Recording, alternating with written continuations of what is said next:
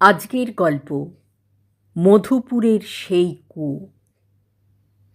লেখক অভিক দত্ত। কুয়োটা দেখেছিস? বিশুদার কথায় সম্বিত ফিরল রোহিতের। কিছুক্ষণ আগেই মধুপুর স্টেশন থেকে তাদের কলিগ রাঘব বনসালের বাড়িতে পৌঁছেছে তারা। অফিসে তাদের 3 মাস্কেটিয়ার্স বলা হয়। তারা যেখানে যাবে একসঙ্গে যাবে। এবছর ঘোরতর বর্ষা নেমেছে। কলকাতায় চারিদিক একেবারে জলে থই থই করছে। এর মধ্যেই রাঘব এক শুক্রবার বলে বসল, বহুদিন মধুপুরের বাড়ি যাওয়া হচ্ছে না। বাড়িটা লক অ্যান্ড কি হয়ে আছে। কেয়ারটেকার কেমন দেখাশোনা করছে তাও জানি না। ভাবছি এই উইকেন্ডে মধুপুরে ঘুরে আসব। বিশুদা খুশি হয়ে উঠল। তুই একা যাবি নাকি? আমরাও যাব। উইকেন্ডে মধুপুর? ওফ, ভাবতেই পারছি না। আগে যখন তোকে বলেছিলাম তখন তো তুই কাটিয়ে দিচ্ছিলি। এখন আবার কি এমন হলো যে বাড়ির কথা মনে পড়ল? রাঘবের মুখ কালো হয়ে গেল। আর কি বলি, কাল স্বপ্নে মাকে দেখলাম। যেন এসে বলছে, কা বাত রে রঘু, সব ভুল গয়া কেয়া। সকালে উঠে মন খারাপ হয়ে গেল। ঠিক করলাম একবার ঘুরে আসি। রোহিত বলল, ঠিক আছে, তাহলে আজ অফিসের পরেই রওনা হওয়া যাক। কি বলিস? রাঘব বলল, যাবি? রোহিত বলল, যাব না কেন, নিশ্চয়ই যাব। তোর আবার কি সমস্যা? তেমন কিছু নয়, কলকাতার মতো সুবিধে তো নেই, একটু সমস্যা হবে আর কি। বিশুদা বলল, আরে আমরা কি 5 স্টার ফেসিলিটি লাগবে নাকি? যেভাবে রাখবি তেমন থাকবো, চল চল। রাঘব একটু গাঁইগুঁই করে রাজি হয়ে গেল। অফিস শেষে বাড়ি ফিরে ব্যাগ গুছিয়ে সবাই রাতের ট্রেনে চড়ে বসল। মাঝরাতে মধুপুর স্টেশনে রাঘবের গাড়ি বলা ছিল। বাড়ি পৌঁছে তালা খুলে ভেতরে ঢুকেই রাঘব বলল, যাক, কেয়ারটেকার বেশ ভালোভাবেই বাড়িটাকে রেখেছে। তবে আমি তো বেশ চিন্তায় ছিলাম। চলো, তোমরা সবাই আপাতত ঘুমিয়ে পড়ো, সকালে উঠে কথা বলা যাবে। পথশ্রমে সবাই ক্লান্ত। খাওয়া দাওয়া হাওড়া স্টেশনেই সেরে নিয়েছিল। রাঘবের কথায় কেউ আর বিশেষ আপত্তি করল না। এক ঘরেই 3 জন ঘুমিয়ে পড়ল। শেষ রাতের দিকে তুমুল বৃষ্টি হলো। চাদর মুড়ি দিয়ে ঘুমটা মন্দ হলো না। রোহিতের ঘুম খুব পাতলা। বৃষ্টির আওয়াজে ঘুম ভেঙে গেছিল। হঠাৎ মনে হলো একটা বাচ্চা ছেলে তার দিকে তাকিয়ে আছে। সে উঠে বসে কাউকে দেখতে পেল না। ভাবল সারাদিনের দৌড়ঝাঁপে মাথা কাজ করছে না হয়তো। আবার ঘুমিয়ে পড়ল। ঘুম ভাঙল সকালে। পুরনো আমলের দোতলা বাড়ি, বাড়ির মাঝখানে উঠোন, সেইখানে একটা কুয়ো। রোহিত কোনো দিন কুয়ো দেখেনি। কুয়োটা আবার গ্রিল দিয়ে ঢাকা। বৃষ্টিটা ধরেছে এখন। রোহিত হাত মুখ ধুয়ে এসে মন দিয়ে কুয়োটা দেখছিল। এমন সময় বিশুদা এসে জিজ্ঞেস করল, কুয়োটা দেখেছিস? রোহিত বলল, হ্যাঁ, ওটাই তো দেখছি। আমি জীবনেও কুয়ো দেখিনি। তুমি দেখেছ? এ তো দেখছি আবার ঢেকে রাখা হয়েছে। বিশুদা হাই তুলে একটা মোড়া টেনে বসে বলল, আমি কুয়ো দেখেছি। আমার ছোটবেলা কেটেছে চিত্তরঞ্জনে। চিত্তরঞ্জনের নাম শুনেছিস তো? রোহিত বলল, কেন শুনব না? তাছাড়া কাল চিত্তরঞ্জনের ওপর দিয়েই তো এলাম। বিশুদা বলল, হ্যাঁ, লোকোমোটিভের কারখানা, তাছাড়া রেলের টাউনশিপটাও ভারী সুন্দর। আমার বাবা ওখানে কাজ করতেন। আমাদের কোয়ার্টারে কুয়ো ছিল। রোহিত বলল, মজাদার ব্যাপার তাই না? কেমন একটা অন্যরকম ফিলিং। বিশুদা বলল, আবার ফিলিং? আমার মা ছোটবেলাতে আমাকে পই পই করে বলে দিয়েছিল আমি কোনোভাবেই যেন কুয়োর ধারে না যাই। ছোটবেলা একটা ভয় মাথায় ঢুকে গেলে আজীবন ওটা নিয়ে চলতে হয়। কোয়ার্টারে আমাদের জলের লাইন ছিল। কুয়োটা কোনো কাজে আসেনি। বাবা সে কুয়ো ঢেকেও দিয়েছিলেন। এই রকম গ্রিল দিয়ে ঢেকেছিলেন। রোহিত বলল, আমার কাছে কুয়ো ব্যাপারটা ভীষণ মিস্টিরিয়াস মনে হয় জানো। বিশুদা বলল, কীরকম? রোহিত বলল, দেখো, এই পৃথিবীর যে অংশে আমরা থাকি সেখান থেকে যদি আরও নিচে যাওয়া যায় তাহলে জল পাবে, তারপর আরও যেতে যেতে একটা সময় লাভা পাওয়া যাবে। তো তো ব্যাপার হলো, আমরা ওই ফ্ল্যাটে থেকে যেভাবে কল ছাড়লেই জল পাই, সেই কল দেখলে তো আর বোঝার উপায় নেই জলের উৎস কোনটা। কুয়ো কিন্তু আমাদের খুব সহজে দেখিয়ে দিচ্ছে, দেখো বাপু, এই জল আনা কত কঠিন। আমাদের দেশেরই কত জায়গা আছে যেখানে মানুষ জল পায় না, কুয়োর নিচে গিয়েও এক বালতি জলও পাওয়া যায় না। কী নিয়ে এত গুরুগম্ভীর আলোচনা চলছে? রাঘব এক ব্যাগ বাজার করে ঠুকল। বিশুদা বলল, এ কী রে, কোন ফাঁকে বাজারে চলে গেছিলি?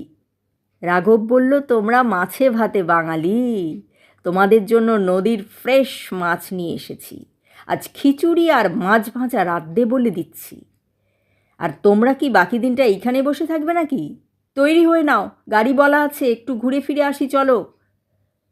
বিশুদা বলল, সে তো ঘুরতেই হবে, মধুপুর এসে ঘুরবো না তা আবার হয় নাকি? তবে তার আগে তুই বল, এই কুয়োটা কি তোদের জলের সোর্স ছিল? রাঘব বলল, সে ছিল এককালে, এখন আর ব্যবহার হয় না। কেন বলো তো? বিশুদা বলল, আমি আর রোহিত কুয়ো নিয়ে রিসার্চ করছিলাম।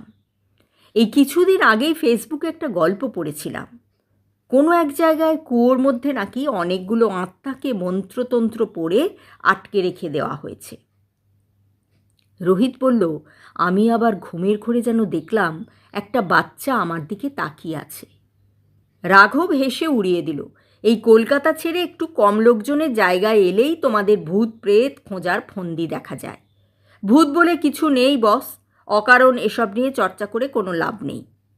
বিশুদা বলল, তুই সিরিয়াসলি বলছিস? এই নির্জন জায়গায় ছোটবেলায় তুই কোনো ভূতটুত দেখিসনি? রাঘব জোরে জোরে মাথা নাড়ল, না একেবারেই দেখিনি। এবার দয়া করে চলো, তৈরি হও, বাইরে বেরিয়ে রামখিলানের কচুরি আর ডাল খেয়ে জীবন সার্থক করো। বিশুদার চোখ জলজল করে উঠল, বাহ, এই তো একদিনে একটা কাজের কথা বলেছিস, এই জন্যই তোদের এত ভালোবাসি। চল রে রোহিত, তাড়াতাড়ি তৈরি হয়ে নেওয়া যাক। মিনিট 15 মধ্যেই তারা বেরিয়ে পড়ল। রাঘবের ভাড়া করা গাড়ি প্রথমে বাজারে দাঁড়ালো। তারা মন দিয়ে কচুরির সদ্ব্যবহার করে উশ্রী জলপ্রপাতের উদ্দেশ্যে রওনা দিল। বিশুদা বলল, ভাই রাঘব, তুই এমন একটা গোল্ড মাইন অঞ্চলে থাকিস, অথচ আগে কোনো দিন নিয়ে আসিসনি, ভাবলেই আমার মাথা গরম হয়ে যাচ্ছে। আমার এখন কবিতা লিখতে ইচ্ছে করছে। ওহে সুন্দরী মধুপুর, ঠিক করে বল দেখি কবে খুঁজে পাবো যদুপুর। রোহিত নাক কুঁচকে বলল, এটা কেমন ছন্দ মেলানো, মধুর সঙ্গে যদু, আর কিছু মনে পড়ল না? বিশুদা দুঃখিত গলায় বলল, টার্গেট করে মাথা থেকে সেই কবিতা কবেই বিদায় নিয়েছে ভাই রোহিত। এখন আমার মস্তিষ্ক শুকনো মরুভূমি হয়ে আছে। এখানে কিছুদিন থাকলে যদি সেই শুকনো মরুভূমিতে কিছু চারা গাছ জন্মায়। রাঘব বলল, বেশ তো, 5 দিন ছুটি নিয়ে তুমি থেকে যাও, পরের উইকেন্ডে না হয় আমি আর রোহিত আবার এসে তোমায় জয়েন করব। দেখো এই কদিনে তোমার মরুভূমিতে কিছু চারা গাছ জন্মায় নাকি। বিশুদা বলল, খেপেছিস? একা একা কে থাকবে? তোরা থাকলে থাকতে পারি, একা থাকার প্রশ্নই নেই। মধুপুর থেকে উশ্রী জলপ্রপাত যেতে আসতে বিকেল 3টে হয়ে গেল। রাঘব আগে থেকেই বাড়িতে রান্নার কথা বলে রেখেছিল, তাই তারা বাইরে তেমন কিছু খায়নি। বিশুদা উশ্রীর সঙ্গে বিশ্রী মিশিয়ে কিছু একটা ছড়া বানাতে চেষ্টা করে ব্যর্থ হয়ে দুঃখ পেয়ে বলল, ধুস, আমার সত্যিই একটা ব্রেক দরকার, এভাবে আর হচ্ছে না। ফেরার পথে বৃষ্টি শুরু হলো। ঘরে ঢুকে প্রবল বৃষ্টির মধ্যে খিচুড়ি আর মাছ ভাজা অমৃতর মতো লাগছিল। বিশুদা তৃপ্তি করে খেয়ে বলল, সারাক্ষণ কাজ কাজ আর কাজের পরে অপূর্ব একটা দিন কাটালাম ভাই রাঘব। তোকে অনেক ধন্যবাদ। আমরা মাঝে মাঝেই কিন্তু এখানে আসব। রাঘব বললে, দেখবে তোমার এই কথাটা পরিকল্পনা স্তরেই থেকে যাবে, কোনো দিন সত্যি হবে না। রাঘবের কণ্ঠস্বরে বিষণ্ণতায় বিশুদা অবাক হয়ে বলল, কেন, এরকম কেন মনে হলো? রাঘব বলল, অফিসে জয়েন করার পর থেকে কতবার ভেবেছি উইকেন্ডে একবার ঘুরে যাব, হয়ে ওঠেনি। মা বাবা বেঁচে থাকতেই আসতে পারিনি। এখন তো আর কোনো কারণই নেই। একদিন হয়তো এই বাড়িটাও বিক্রি করে দিতে হবে। বিশুদা বলল, ধুস, ওসব ভাবিস না। পৈতৃক ভিটে কখনো বেচতে নেই রে ভাই। আমরা মাঝে মাঝে আসবো, সবাই মিলে মজা করে কলকাতায় ফিরে যাব। এই জায়গাটা এরকমই থাকুক, বেচাবেচির কথা মাথা থেকে দূর কর। রোহিত বলল, হ্যাঁ, বিশুদা ঠিকই বলেছে। দরকার হলে অফিসের সবাইকে এনে একদিন পিকনিক করা হবে। এতগুলো ঘর আছে, কারুর কোনো অসুবিধা হবে না। একে রাতে বেশি ঘুম হয়নি, সারাদিন গাড়িতে করে ঘোরাও হয়েছে। 3:30 নাগাদ বিছানায় শুতেই সবার চোখে ঘুম নেমে এলো। রোহিতের রাত 8টায় ঘুম ভাঙল, আর ঘুম ভাঙার পরেই ঘটনাটা ঘটল। কাল রাতের বাচ্চাটাকে আবার দেখতে পেল সে। এবার ছেলেটা কাঁদছে। তাকে দেখামাত্র ঘর থেকে বেরিয়ে গেল।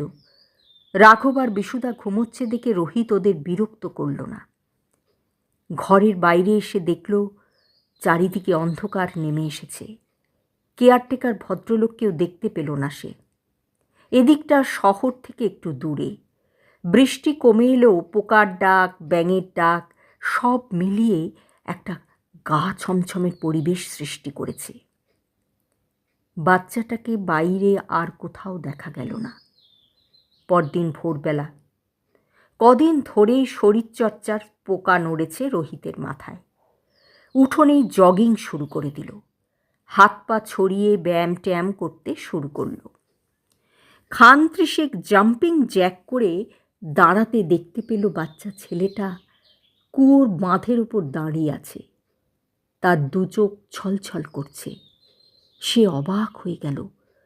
তার মানে সে কাল রাতে হ্যালুসিনেট করছিল না। সবথেকে অদ্ভুত ব্যাপার হলো, কুয়োর ওপর ঢেকে রাখা গ্রিলটাও আর নেই। কে যেন সরিয়ে নিয়ে গেছে। সে উত্তেজিত কণ্ঠে বলল, কুয়োর ওখান থেকে সরে যাও শিগগিরই। বাচ্চাটা কোনো উত্তর দিল না। রোহিত ভাবল, বাচ্চাটা হয়তো বাংলা বুঝতে পারেনি। সে হিন্দিতেই প্রশ্ন করল এবারে, কৌন হো তুম? বাচ্চাটা তার দিকে একবার করুণ চোখে তাকিয়ে কুয়োর মধ্যে ঝাঁপ দিল। রোহিত ঘাবড়ে গিয়ে চিৎকার জোরে দিল, এই কি রে, দেখ দেখ দেখ দেখ। রোহিতের চিৎকার শুনে বিশুদা এবং রাঘবের ঘুম ভেঙে গেছিল। তারা ছুটে এলো। রোহিত ততক্ষণে সিঁড়ি বেয়ে কুয়ো নামার উপক্রম করছে। রাঘব এসে রোহিতের হাত ধরে টান দিল, ওঠ ওঠ ওঠ, এদিকে আয়। রোহিত বলল, কেন, উঠবো কেন? আরে বাচ্চা একটা পড়ে গেছে নিচে। রাঘব থমকে উঠল, তুই উঠবে? বলছি না, উঠে আয়। রোহিত ঘাড় ঘুরিয়ে নিচের দিকে দেখল। দুটো চোখ যেন তার দিকে তাকিয়ে জ্বলে উঠেছে। তারপর হঠাৎ মনে হলো পা দুটো কেউ নিচের দিকে টানছে। সে কোনো কিছু না ভেবে সর্বশক্তি প্রয়োগ করে সিঁড়ি বেয়ে উঠে এলো। বুক ধরফর করছে। বিশুদা তাড়াতাড়ি 1 বোতল জল এনে তার মাথায় ছিটিয়ে দিয়ে বলল, কিরে, দুঃস্বপ্ন দেখছিলি নাকি? পাগলামি শুরু করলি কেন? রোহিত যা যা দেখেছে সবটা বলল। রাঘবের মুখটা ফ্যাকাশে হয়ে গেল। সে বলল, ব্যাগ গুছিয়ে নাও, আমরা এখনই বেরোবো। বিশুদা অবাক হয়ে বলল, মানে? কেন, কি হয়েছে? এখনো কালকের দিনটা আছে তো। রাঘবের দু চোখ দিয়ে তখন জল গড়াচ্ছে। সে বলল, আমি যা বলছি করো, চলো, বেরোতে হবে। রাঘব ঘর থেকে ফোন এনে সকালের গাড়ির ড্রাইভারকে ফোনে ডাকাডাকি শুরু করল। কিছুক্ষণের মধ্যেই তারা বাড়ির বাইরে এসে গাড়িতে উঠল। রাঘব ড্রাইভারকে বলল, স্টেশন চলো। বিশুদা বলল, ভাই, আমাকে একবার বলবি কি হয়েছিল? রাঘব বিশুদার হাত ধরে বলল, আমাকে এখন কিচ্ছু বলতে বলো না দাদা, মধুপুর থেকে বেরোই তারপর বলছি। রোহিতের প্রবল অস্বস্তি হচ্ছিল। সে আর কোনো কথাই বলল না। রাতে ট্রেনে জেনারেল কামরায় কোনো মতে সিট পাওয়া গেল। রাঘব মাথা নিচু করে বসেছিল। বিশুদা রাঘবকে বলল, এবার বলবি? রাঘব বোতল থেকে অনেকখানি জল খেয়ে নিয়ে বলল, আমার ভাই পঙ্কজ ছোটবেলায় কুয়োয় পড়ে। তারপর থেকে আমার যত বন্ধু আমাদের বাড়িতে এসেছে সবাইকে একবার না একবার দেখা দিয়েছে। সবার মনে হয়েছে ও কিছু বলতে চায়। বিশুদার রোহিত মুখ চাওয়াচাই করল। রোহিত বলে বসল, বলতে চায় মানে অভিযোগ করতে চায়, তাই না? পঙ্কজকে কে ঠেলা দিয়েছিল? রাঘব দুহাতে মুখ ঢাকল, আর কিছু বলতে পারল না। কলকাতামুখী ট্রেনটা তখন তীব্র গতি নিয়েছে। গল্প পাঠ শেষ হলো। গল্পটি যদি আপনাদের ভালো লেগে থাকে, লাইক, শেয়ার ও কমেন্ট করবেন। আপনাদের মূল্যবান মতামতের অপেক্ষায় রইলাম।